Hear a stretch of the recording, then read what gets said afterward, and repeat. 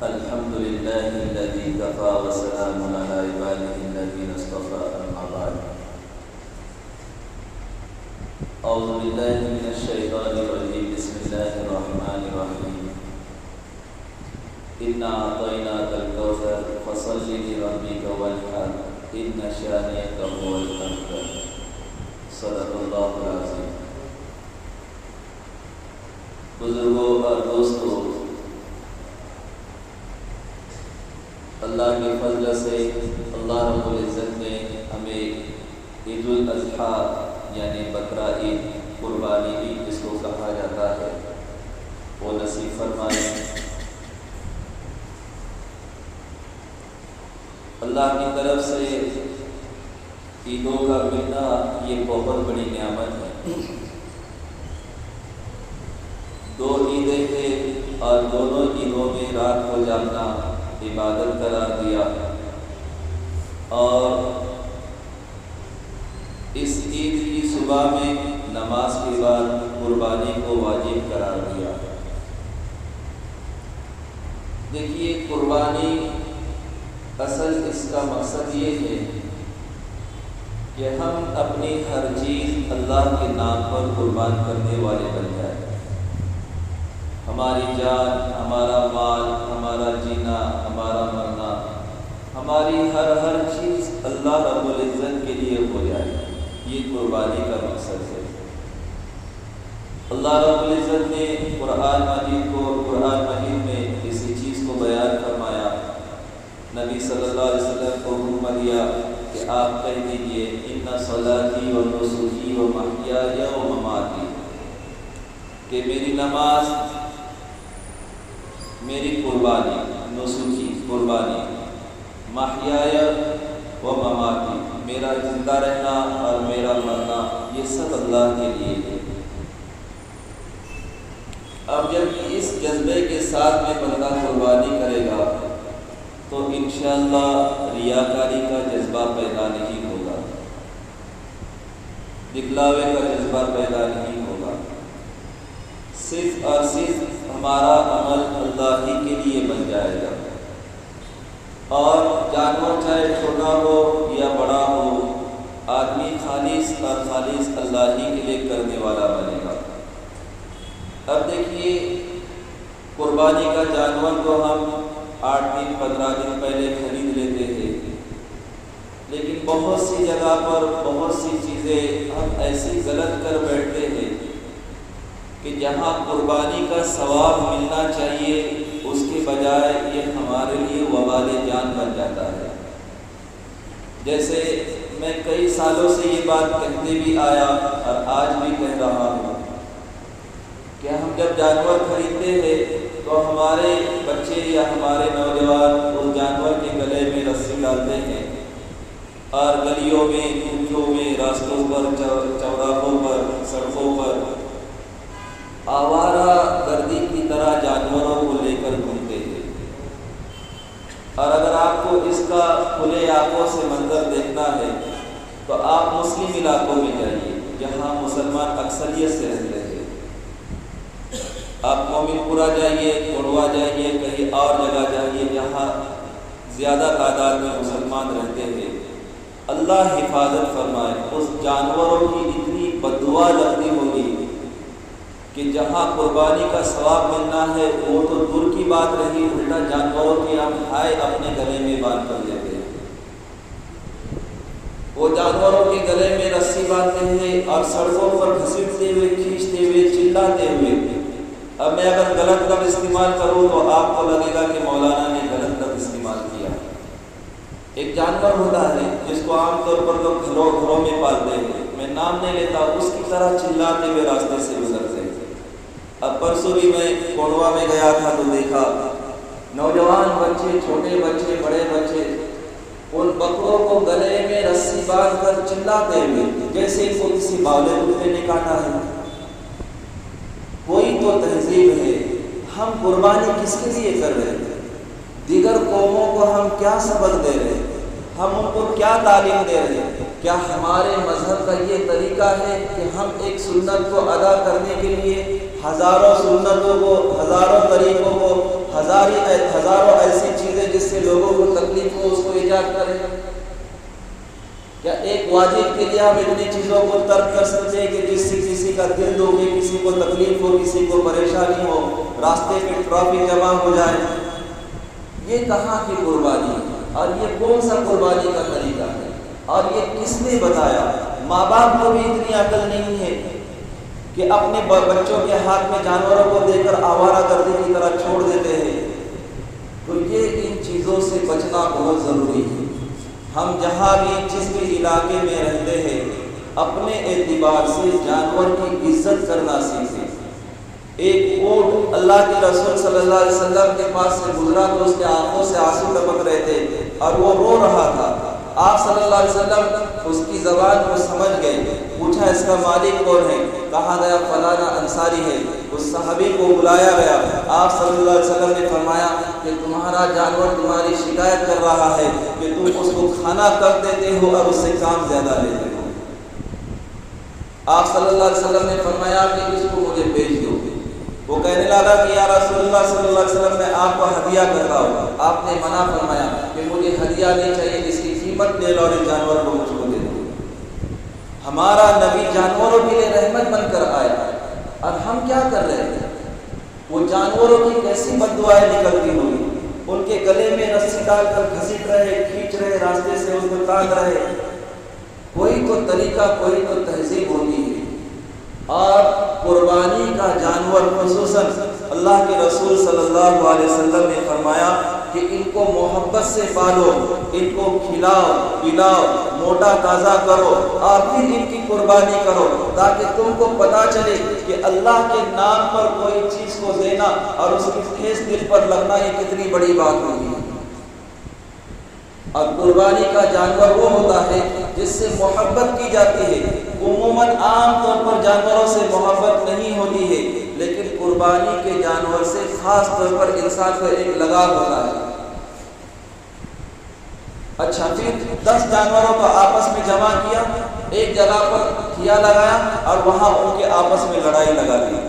اب اگر وہ جانور کو کوئی نقصان پہنچا، اس کے سر میں زخم ہو گئی اور ایسی زخم ہو گئی کہ جس کو ذبح کرنے کے قابل نہ رہا، اور پھر بھی اگر آپ نے جانور کو ذبح کیا تو آپ کی قربانی نہیں ہوگی۔ اس کا سینگ اگر جڑ سے ٹوٹ گیا تو آپ کی قربانی نہیں ہوگی۔ اس کے پیر میں کوئی تکلیف پیدا ہو جائے جس سے وہ چلنا اگر ایک پیر سے چھوڑ دے تو آپ کی قربانی نہیں ہوگی۔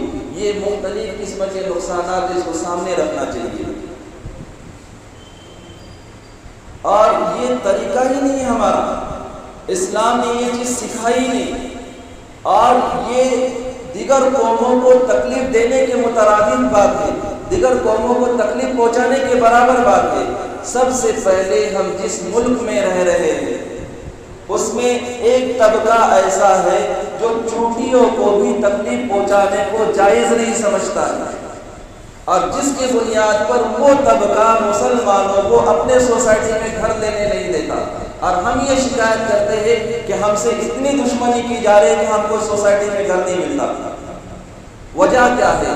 یہ ہماری بد تہذیبی ہوتی ہے، ہمارا ایسا طریقہ جو ہم اختیار کرتے جس کی بنیاد پر ان کو تکلیف پہنچتی ہے۔ آج سے 10-15 سال پہلے اس قوم کا یہ عقیدہ تھا کہ اگر ہمارے سوسائٹی میں کوئی مسلمان نہیں ہے تو اس کا مطلب یہ ہے کہ ہمارے سوسائٹی میں برکت نہیں ہے۔ وہ برکت کے طور پر ایک مسلمان کو اپنے سوسائٹی میں یا اپنے محلے میں گھر دیتے تھے، اور کسی مسلمان کو تیار کر کے اس کو رہنے کے لیے اس کو ایگری کرتے تھے، اس کو مجبور کرتے تھے کہ تم ہمارے محلے میں آ کر رہو۔ لیکن آج کا ماحول یہ ہے کہ وہی قوم جو مسلمانوں کو برکتی سمجھتی تھی آج وہ قوم مسلمانوں کو نحوستی سمجھ رہی ہے اور نفرت کر رہی ہے، اور پورا جو ماحول اس ملک میں اس قوم نے کریٹ کیا ہے، اور پورا ماحول جو اس قوم نے اس امت کے لیے بنایا ہے کہ کوئی قوم اس کے پیچھے نہیں ہے، بس وہی ایک قوم ہے جو اس مسلمان کو زیادہ چاہتی تھی، آج وہی قوم سب سے بڑی دشمن بن کے بیٹھی ہے۔ گجرات کا فساد معلوم ہے، بھوپال کا فساد معلوم ہے، مظفر نگر کا فساد معلوم ہے، یہ مختلف باتیں ہیں، یہ وہی قوم ہے جو ان فسادوں کو بھڑکانے والی تھی۔ وجہ کیا کہ ہماری یہ نااہلی اور بد تہذیبی۔ اللہ کی قسم اگر ہم سنت اور اللہ نے جو کلام پاک دیا ہے ان دو چیزوں کو پکڑ کر اپنی زندگی گزارنے کی کوشش کریں گے، اللہ رب العزت نے ہمیں جو اپنے دین سے اور دنیا سے محروم کر کے رکھا ہے، اللہ یہ ساری چیزیں پھر لوٹا کر مسلمانوں کو واپس کر دے گی اور خلافت مسلمانوں کے ہاتھ میں آئے گی۔ لیکن ایک قوم جو اپنی تہذیب خود نہیں جانتی ہے وہ اسلام کو کیسے نافذ کرے گی؟ خود کے ذات پر اسلام نہیں ہے وہ دوسروں پر اسلام کیسے نافذ کرے گی؟ خود کے زندگی میں اسلام کا کوئی طریقہ نہیں ہے اور اسلام کی باتوں کو کہنا یہ آسان ہے، عمل کرنا بڑا مشکل ہے۔ اور ہمارا مزاج یہ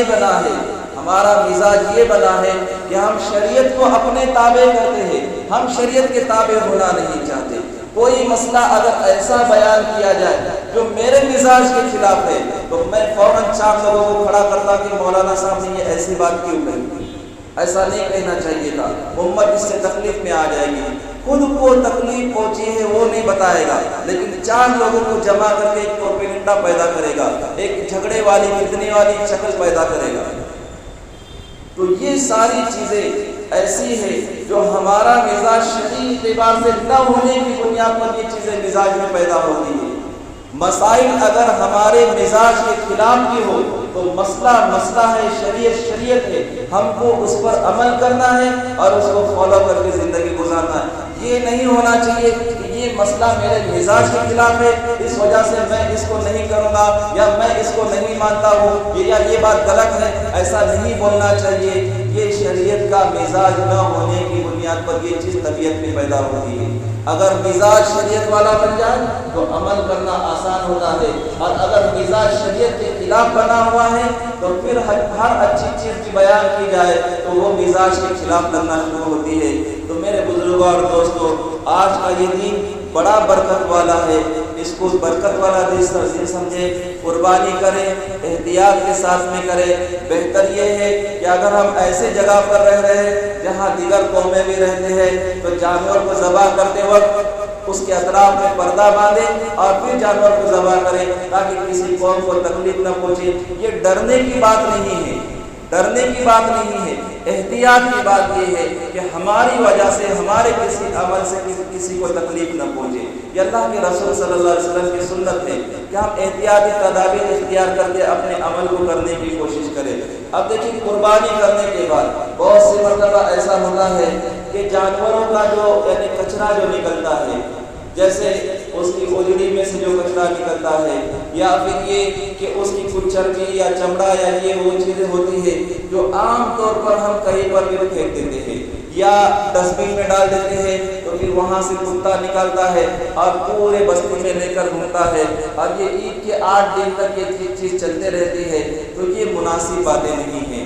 ہم جہاں جانور کو ذبح کریں گے اس جگہ کی اچھی طرح سے صفائی کریں گے، صفائی کرنے کے بعد اس پر 2 یا 3 مرتبہ پانی کے 1-2 ڈول بہائیں گے، اس کو جھاڑو سے صاف کریں گے تاکہ وہاں پر کسی قسم کی کوئی گندگی یا کوئی بدبو باقی نہ رہے۔ دوسرا یہ کہ کچرا وغیرہ ایسی جگہ پر جا کر پھینکیں گے کہ جہاں پر یعنی لوگوں کو تکلیف نہ ہو، کہ وہ وہاں رہ کر سڑ جائے اور پھر اس کی سڑان سے آنے جانے والوں کو تکلیف ہو۔ اس سے بھی احتیاط کریں کہ ایسی جگہ پر پھینکیں، یا پھر یہ کہ بہت سی جگہ پر گاڑیوں کا انتظام کیا جاتا ہے کہ قربانی کا کچرا اس میں پھینک دیا جاتا ہے اور پھر وہ دور کہیں جا کر جنگل میں پھینک دیتے ہیں۔ تو اگر ایسا انتظام ہے تو اس کے اعتبار سے کرنے کی کوشش کریں۔ تیسری ایک بات جو میں خاص طور پر کہہ رہا ہوں، دیکھیں، قربانی کا جانور جو ہم ذبح کرتے ہیں تو قربانی کا جانور ذبح کرنے میں اس بات کا خاص طور پر خیال رکھیں کہ جب ہم جانور کو ذبح کریں گے تو 4 چیزوں کے کاٹنے کا اس میں خیال رکھنا ہے۔ ایک تو یہ 2 رگیں ہوتی ہیں یہاں پر، یہ 2 رگیں جس سے خون نکلتا ہے، یہ 2 رگیں کاٹنا ہے۔ دوسرا حلق جس سے وہ کھاتا ہے وہ نالی کاٹنا ہے، اور تیسرا وہ نالی جس سے سانس لیتا ہے۔ یہ 4 نالیوں کو کاٹنا ضروری ہے۔ اس میں سے اگر ایک بھی نہ کٹی تو جانور حلال نہیں ہوگا، ٹھیک ہے؟ تو اس بات کا دھیان رکھنا ہے۔ اور پھر دیکھیں، قربانی کے بعد عام طور پر قصائی حضرات کو بہت زیادہ گڑبڑ ہوتی ہے کیونکہ ان کو پیسہ کمانے کا ہوتا ہے، تو وہ کیا کرتے ہیں، جانور کو جلدی ٹھنڈا ہونے کے لیے اس کی گردن کو مڑوڑ دیتے ہیں اور ہڈی سے اس کو توڑ دیتے ہیں، جس سے جانور کی جان جلدی نکلتی ہے اور خون اس کے گوشت میں جم جاتا ہے، جس کی بنیاد پر عام طور پر قربانی کے گوشت میں بدبو پیدا ہوتی ہے۔ گوشت اچھا رہتا ہے لیکن وہ خون جمنے کی وجہ سے گوشت میں بدبو پیدا ہوتی ہے، تو بہتر یہ ہے کہ جانور کو ذبح کریں، اس کو اچھی طریقے سے خون بہہ کر ٹھنڈا ہونے دیں، پورا ٹھنڈا ہونے دیں۔